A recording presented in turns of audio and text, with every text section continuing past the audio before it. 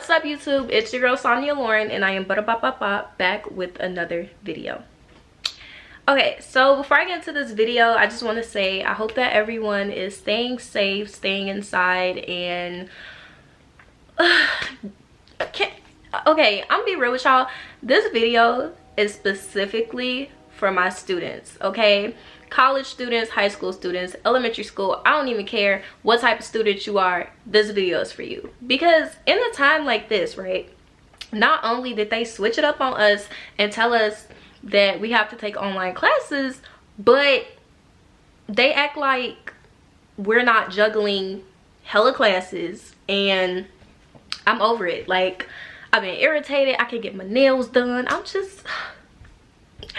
I need to get these braids redid because they just don't understand. Like, we're all going through it, and I don't think they understand. Like, look at my nails. And some of y'all finna be like, you're bougie, but I don't care. Yeah, so all jokes aside, I really just hope that everyone is doing well. But I want to talk to you guys today about juggling your mental health with school. Okay, so whether you're a college student, I'm specifically going to be talking to my college students. Hopefully it helps you guys to juggle school and your mental health. And really, I'm just trying to bring awareness to your mental health, because I think it's something that, you know, schools try to sweep underneath the rug, and like, they're doing a little better, but they still don't understand. So that's what we're gonna talk about. Be sure to give me a big old thumbs up and click that subscribe button, and I love you guys so much.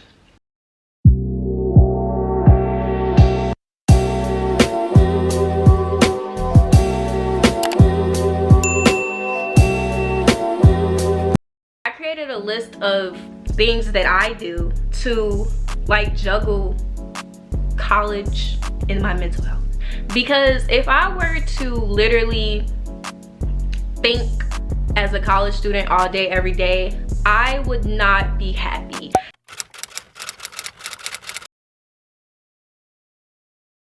I got a whole video on journaling. I will post it somewhere on the screen, and you guys should go check out that video where I talk about why I journal and why journaling is super important because of reasons like this.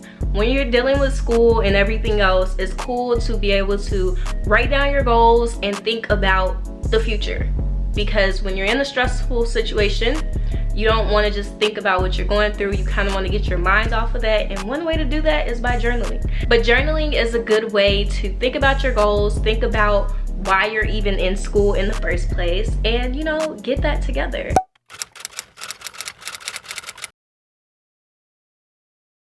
Meditating slash praying.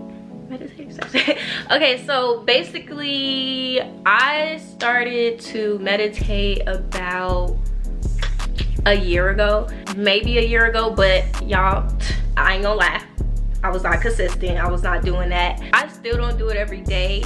I usually do it when I'm thinking a lot or when I got a lot on my mind, but meditating slash praying, y'all, it works. Sometimes I meditate and I pray at the same time. Some people don't understand how that's possible, but to each their own. So usually when I have a lot on my mind, I kind of want to get it off of my mind and talk to God, and meditating slash praying all in the same setting usually works for me. Might work for you, might not. You might need to pray and then meditate and then pray. Whatever you want to do, it's a great way to de-stress.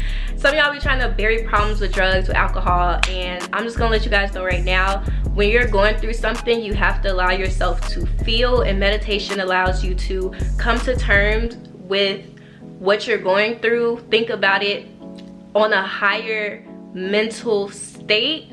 You can be able to kind of work things out in your head. But when you do drugs and you do alcohol to try to, you know, bury certain things, you gotta understand that that's super bad, y'all. Like, do not do that. If you're doing that, I'm so sorry, and I hate that you have to go through that. That is so bad, because you are making situations worse. What you're doing is you're allowing these feelings to pile up, and we're all human. We can only take so much. Another thing that I like about meditation is I can just like let go of negative thoughts, and I can inhale positivity. Okay, so let's try that with me now. Y'all ready? Y'all ready? Let's do it right now, okay? So when I say inhale, I want you guys to think positive thoughts and inhale positivity. When I say exhale, I want you guys to exhale negativity and negative thoughts. Y'all know what thoughts be going through y'all heads, so let's get it. All right, 1, 2, 3. Inhale positive thoughts, exhale negativity. One more time. Inhale positive thoughts, exhale negative thoughts. And I just kind of messed up, but y'all get the point.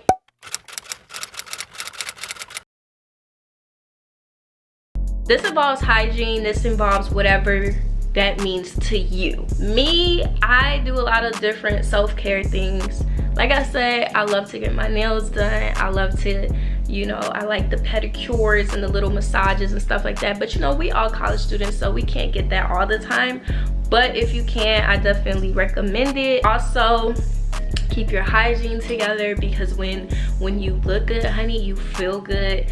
And yeah, just take care of you, okay? And that's gonna make you feel good. Good.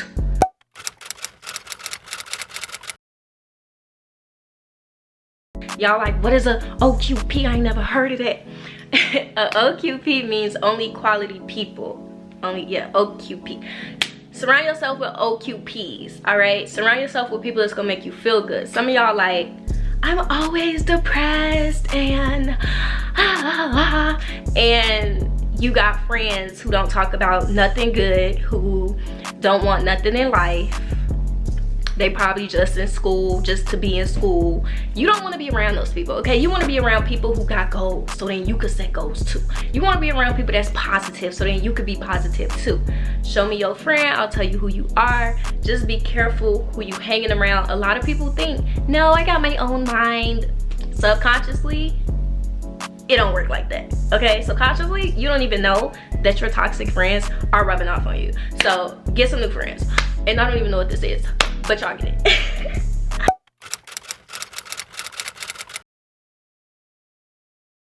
Read. Oh my god, guys, I am on my 4th book for the year, and once I get to 6 books of the year, I will be doing a little video talking about the 6 books that I have read. But anyway, this ain't about me right now. Read, okay? Seek knowledge outside of class. Like, if y'all follow me on any of my social networks, I say that all the time. Seek knowledge outside of class. You can get so wrapped up in schoolwork, and I ain't even gonna lie to y'all, half of that stuff that we be learning we're not gonna need. I said half, not all, but half of it you're not gonna need.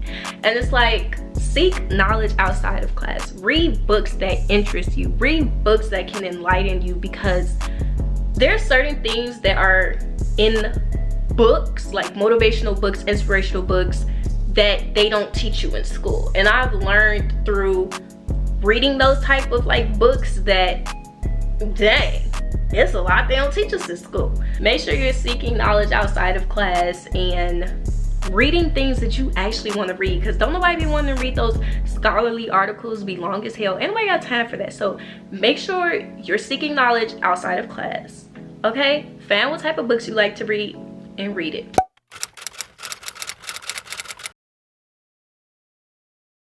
Of course, I was gonna throw that in there. Work out. Y'all need to make sure y'all working out, because working out makes you feel so good. Like, yo, if you like, man, I'm super depressed, try working out for a week.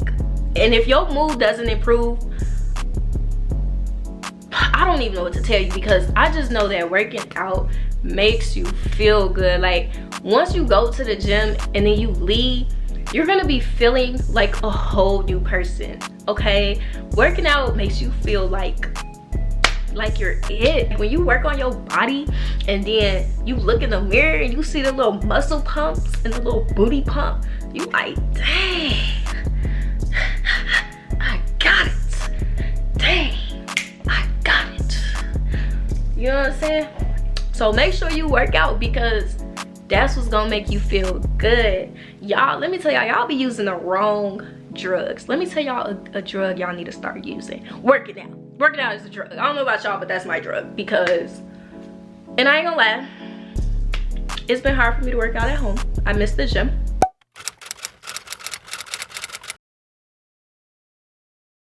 I cannot stress this enough. Please limit how much you use social media. I don't care if you feel like you're not affected by it. Like I said, there's certain things that happen to us subconsciously that we don't even realize is going on. So be careful how many times you spend on social media. I know this whole quarantine thing got everybody on social media a lot more, but y'all, I deleted Instagram, I deleted Facebook, I deleted Snapchat, because I'm like, I need a social media break. And I take a lot of social media breaks, so y'all might be like, why shouldn't be posting like that, yada yada yada. Not on YouTube. I try to stay consistent with my channel, but other than that, I take a lot of social media breaks, y'all, because